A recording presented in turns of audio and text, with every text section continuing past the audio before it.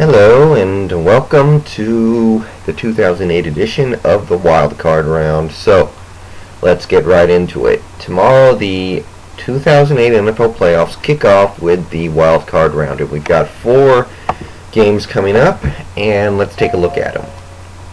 First game on our list is the Atlanta Falcons visiting the Arizona Cardinals.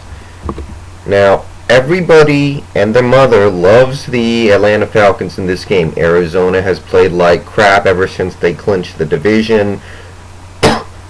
You look at Atlanta, they don't really play defense that well. They cannot run the ball. And then you got Atlanta. Yeah, they got a rookie quarterback and a rookie head coach, but so far they've looked very poised.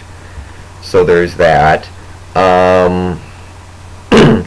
You have, a team that seems to make a lot of plays. They've got a great running back, great wide receiver, great pass rusher.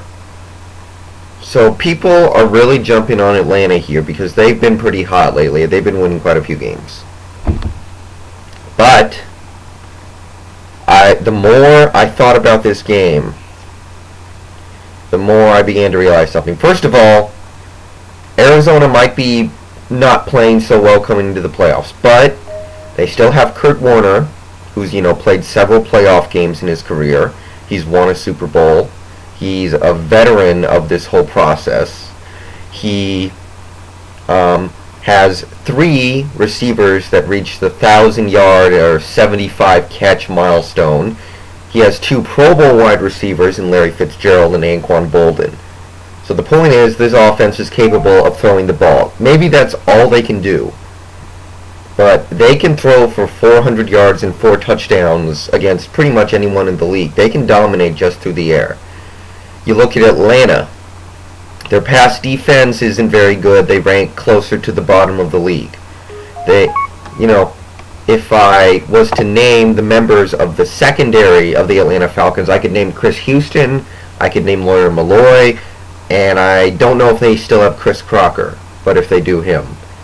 I know they have a great pass rush from John Abraham, but their pass defense is really not that good. Now, I'm not saying that the Cardinals can run the ball, but Edgerrin James should be well rested by now, and he played well last week against Seattle. So they could run the ball in this game. Don't rule it out. They could end up running the ball pretty well against a Falcons defense that is not great against the run. Now, you look at Atlanta. They're on the road. They have a rookie head coach and a rookie QB. Rookie quarterbacks traditionally do not fare well in the playoffs. When they win, it's not pretty. A couple years ago when Ben Roethlisberger was a rookie, they won, but Ben Roethlisberger did not play well, and the Jets came this close to winning in what would have been a huge upset. And then you have Sean King, who won a game in the playoffs as a rookie in 1999 by 1 point over the Washington Redskins, and I think that was the game where the field goal holder botched the hold or something like that. So, don't trust rookie quarterbacks. Look at Michael Turner's stats when the Falcons go on the road. It's not very good. Michael Turner has a very hard time running when they go on the road. So, even though everybody loves Atlanta in this game, I think I'm going to go with the Arizona Cardinals to win. I think the final score is going to be something like 28-21. But I'm rooting for the Falcons, just for the record. Game number 2, the Indianapolis Colts visit the San Diego Chargers. People are piling on the Chargers a little bit because they've won 4 in a row. They barely fought into the playoffs. They're coming off that huge blowout on Sunday night. But, look, the teams that they beat to get here, the crappy Oakland Raiders, the crappy Kansas City Chiefs, which they needed a miracle to beat, the pretty good Tampa Bay Buccaneers, although that Buccaneers team was melting down the last month of the season. So really, they played a pretty crappy Tampa Bay team. Ditto for Denver. They're a pretty good team, but they were melting down during the last month of the season. So they didn't do anything impressive over that 4-game stretch. They did what they were supposed to do as a okay team, and that's what they are. They're 8-8. They play in a crappy division. They need to be sending fruit baskets to Herm Edwards instead of bragging about their playoff spot, because it was Herm Edwards who blew the 18-point lead in the blink of an eye a couple weeks ago, and that's the only reason they're here. Really, I mean, and then you have Indianapolis. People forget that Indianapolis is the hotter team. They've won 9 in a row, much more impressive than 4. On the way, they have beaten Pittsburgh. They, I guess, beat Tennessee if you want to count that game. They even beat Houston, which is a pretty good team that people forget about. You know, they beat quality teams on the way. There were some other pretty good teams that they beat that I can't remember the names of. But point is, what they've done so far is more impressive. Now, we've got a Colts team that knows how to use the clock. They can't run the ball that well, but they're healthy for the first time in a while, so do not rule out the possibility of them finding their running game with a healthy Joseph Adai, better offensive line, all that.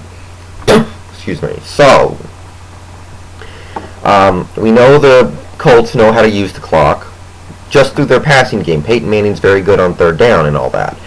So, you look at the Chargers. They're ranked like 31st in the league against the pass, so Peyton Manning should shred them up. If he needs to, he'll probably throw for 400 yards in this game, if he needs to, and like 3-4 touchdowns. And then you consider the coaching matchup. It's Tony Dungy, the ever-reliable Tony Dungy, versus Norv Turner, who can never, ever, under any circumstances, be counted on. So that's kind of how I see this game playing out. The Colts are going to dominate time of possession. The Chargers are going to have one killer turnover. The only thing that could screw the Colts over is that they do not have Gary Brackett in this game. Gary Brackett is very good at covering tight ends. They use him to cover the Antonio Gateses and the Tony Gonzalez's of the world. He is not playing. However, Antonio Gates has not practiced this week. He might not play. If he does play, he will not be 100%, leaving them with Brandon Maliuna. So, knowing that, maybe they can negate the loss of Gary Brackett. And let's not forget, LT has not practiced this week either. So, with all that being said, I think people are jumping on the Chargers a little bit too much. Indy is 12-4 in a great division. San Diego is 8-8 in a crappy division. Do not forget that. Just because San Diego won their division, don't forget that. And the Colts are a pretty good road team as well. I'd say they're one of the best road teams in the league, if not the best. So my pick is the Colts 24, the Chargers 13. And I will be rooting for the Colts. And congratulations to Peyton Manning for winning the MVP. Baltimore, Miami. No matter how much I thought about this, I have to pick the Ravens. I wanted to think about the Dolphins, but think about it. Both teams are really happy to be here. Both teams are just like, we're in the playoffs. Yay. But Miami has to be more happy. They won their division. They had a bigger turnaround. Theirs was a bigger miracle. So they're happier to be here. That's not a good sign for them. If you look at the Ravens, they played this game 2 months ago and destroyed Baltimore. Excuse me, they destroyed the Dolphins. Now, one of the big differences in the game was a pick six by Terrell Suggs, but even so, this Baltimore Ravens defense is very good. The only way you can beat them is by throwing deep on them. The Miami Dolphins do not have that good of a deep ball. The only reason I'm thinking about Miami is Joe Flacco on the road. He's a rookie quarterback playing on the road. But Miami does not have a very good home field advantage, so I don't think that will be that big of a deal. Also consider, I think the Baltimore Ravens could win this game with Joe Flacco throwing about 15 passes